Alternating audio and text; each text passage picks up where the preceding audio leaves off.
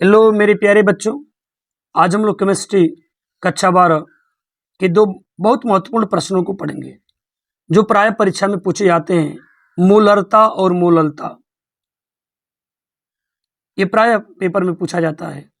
मूलरता तथा मोललता की परिभाषा दीजिए तथा इनकी इकाई यानी मात्रक बताइए।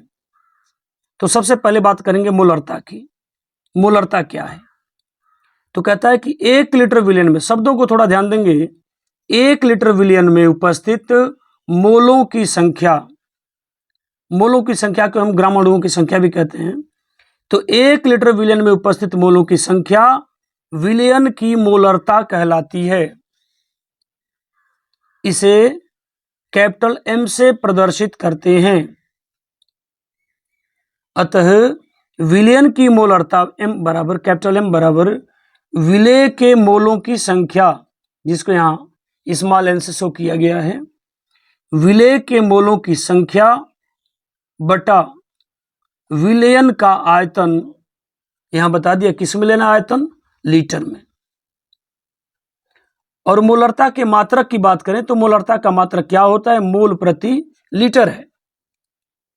अब आते हैं मोललता पर। मोललता क्या है?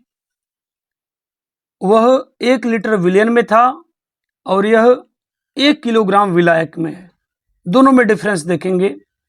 वह 1 लीटर विलयन में उपस्थित मोलों की संख्या, और यहां क्या है, 1 किलोग्राम विलायक में उपस्थित विलय के मोलों की संख्या। विलय के मोलों की संख्या यानी ग्राम अणुओं की संख्या विलयन की मोलरता कहलाती है। इसे स्मॉल एम से व्यक्त करते हैं। यानी 1000 ग्राम यानी 1 किलोग्राम विलायक में उपस्थित विलय के मोलों की संख्या यानी ग्राम अणुओं की संख्या विलयन की मोलरता कहलाती, मोललता कहलाती है। इसे स्मॉल एम से व्यक्त करते हैं। अतः विलयन की मोललता स्मॉल एम बराबर विलय के मोलों की संख्या बटा विलायक की मात्रा ग्राम में। यहां था विलय के मोलों की संख्या, यहां भी है विलय के मोलों की संख्या। यहां विलयन का आयतन लीटर में है और यहां विलायक की मात्रा ग्राम में है।